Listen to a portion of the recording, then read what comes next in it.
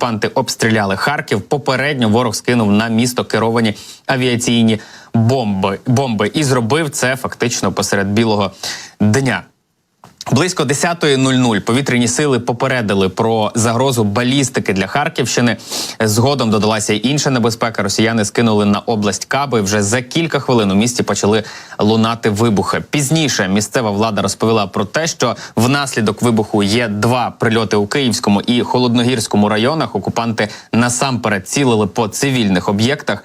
Зокрема, у Київському районі знову, як і вчора, влучання у районі житлової забудови. І крім того, зафіксовані удари біля паркової зони, а також приліт один у підприємство.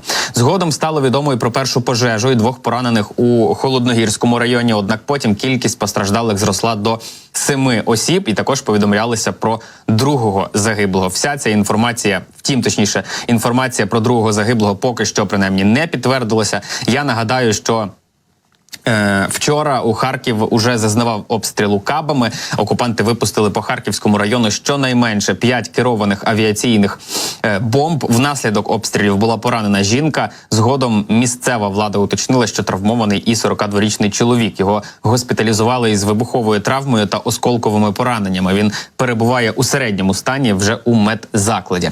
Ну і Харків не єдине місто, яке, на жаль, постраждало, бо ввечері 29 квітня, тобто вчора, окупанти атакували цивільну інфраструктуру Одеси, пошкодивши при цьому житлові будинки. Внаслідок атаки загинуло 5 людей, кілька десятків зазнали поранень, зокрема 23 людини залишаються на цей момент у лікарнях. У важкому стані перебувають 8 осіб, з них 4 у вкрай важкому стані, зокрема і 4-річна дівчинка. Серед іншого, росіяни атакували, за даними нашого генпрокурора, балістикою з касетними боєзарядами, і слідство вважає, що військове керівництво Російської Федерації свідомо вдарило 29 числа по Одесі балістичною ракетою «Іскандер» із касетними боєзарядами, аби вбити якомога більше мирних жителів. Зрештою, ви щойно дивилися відео про те, як це було.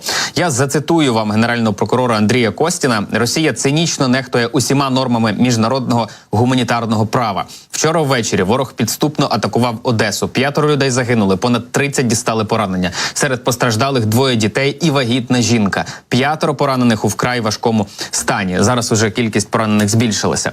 Генпрокурор загалом підтвердив, що удар Росія здійснила балістичною ракетою «Іскандер» з касетним боєзарядом. Це не вибіркова зброя, використання якої може привести до значних жертв серед цивільного населення, але зрештою росіяни на це і розраховували, коли атакували територію нашої країни саме цим озброєнням, саме цією ракетою. Адже в радіусі 1,5 кілометра від місця обстрілу вилучено, металеві фрагменти і уламки цієї ракети.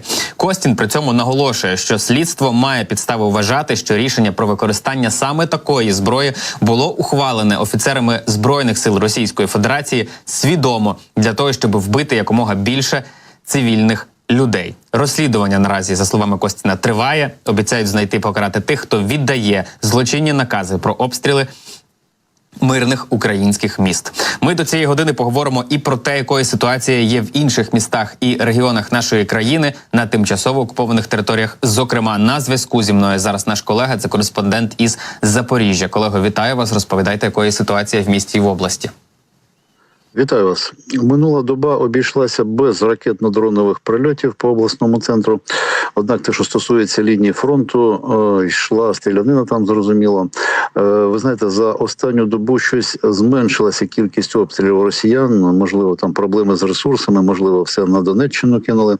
Але обласна адміністрація звітує про те, що було 151 артилерійський обстріл. Ну, це вдвічі менше, ніж там за попередні дні.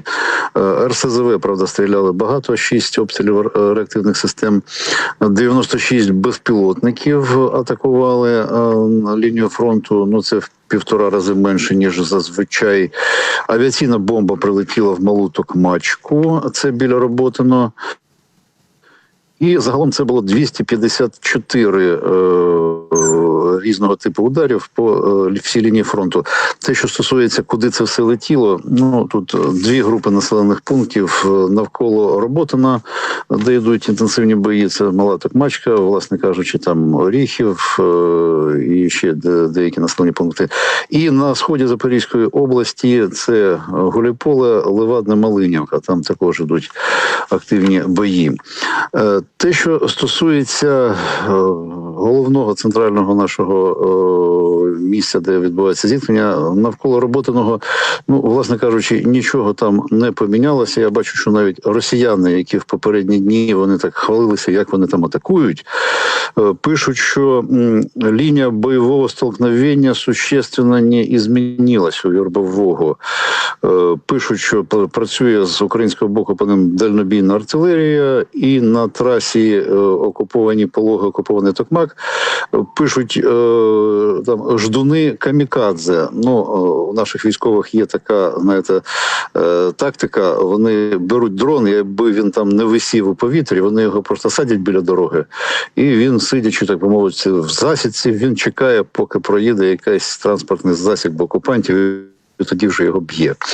Отаке там зараз відбувається. Ну і вночі, з того, що пишуть наші бійці, вже можна так зрозуміти, що вночі намагалися росіяни знову влізти на руїни Роботиного якимись там піхотними групами. Однак щось влізти вони влізли, але вже їх там немає.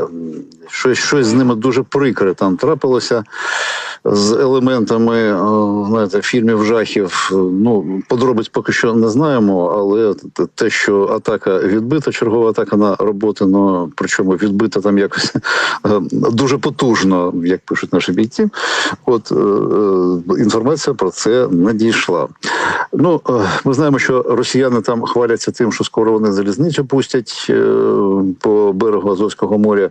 Ну, кілька днів назад вже була інформація про те, що наші ракетники успішно розбили там залізничний міст. Ну, це південний схід Запорізької області, щоб там ніякі потяги ворога не їздили. Наскільки я пам'ятаю, на моїй пам'яті це вже друга атака на цей міст, його вже розбивали, а вони чомусь думають, що до нього ми не дістанемо.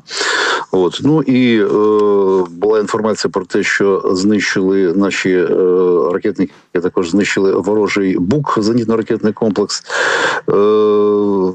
на території десь там південніше Токмака, і він вже не стрілятиме у повітря.